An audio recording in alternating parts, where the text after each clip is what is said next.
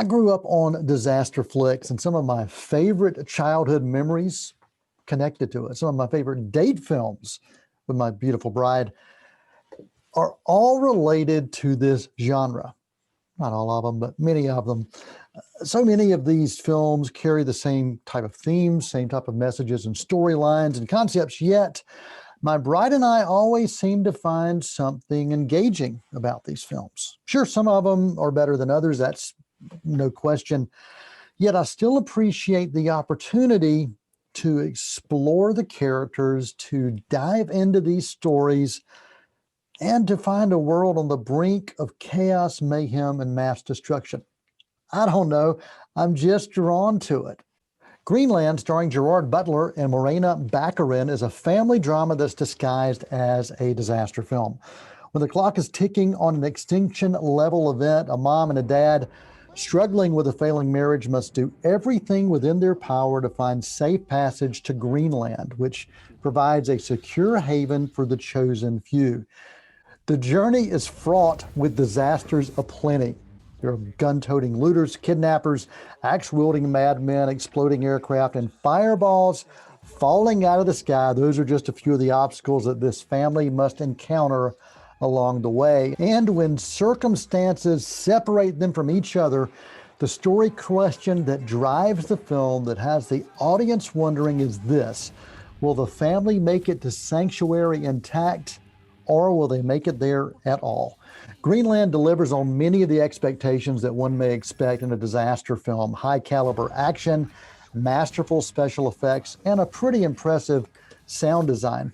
But what it lacks, though, is story and character originality, proper pacing, and believability. Yeah, I said believability. One of the first rules for me for a solid sci-fi story is to invite the viewer to believe the narrative, the characters, and the conflicts within the presented world. The problem here, though, was that the scientific offerings leading up to the big comet hit just felt a bit off, as did the secret of keeping this planet killer event secret from the entire population of the general public. The reactions, the choices of certain lead characters and side characters also really went against anything that human nature and instinct would tell us. That bothered me as well. The predictability of the plot threads and the cardboard antagonist, they really did nothing to enhance the efforts of this film either. There were also some distracting continuity errors and some events that really just fell too perfectly into place. Greenland does take a cue from other disaster films like The Abyss, Twister, San Andreas, and even Day After Tomorrow in 2012. What I'm talking about is this recycled storyline of marriages on the edge of self-destruction, only to be saved by some life-altering disaster that puts the whole fate of humanity in its target hairs. It has been played one too many times, and actually much, much better.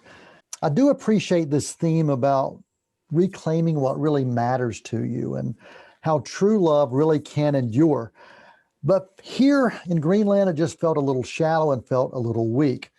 Greenland served as both an average drama and an average disaster film. I'm glad I watched it, mainly because, as I said earlier, I'm really drawn to disaster flicks and have been going back to the 1970s when Irwin Allen produced so many disaster films.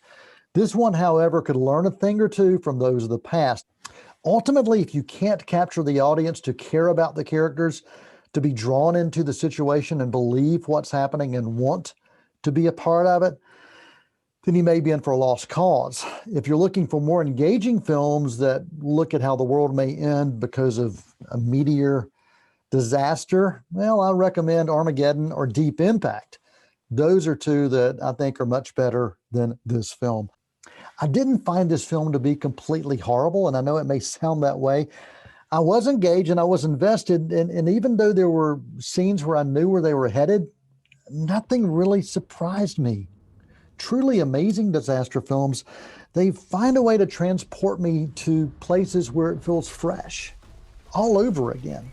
This one, I'm afraid, failed to get me to that destination. Greenland earns a C rating on this quick take report card. And I've got to tell you that I don't plan to rebook a flight to this post-apocalyptic frozen wasteland anytime soon, if ever again. For the quick take, I'm Noel T. Manning II. That's a wrap.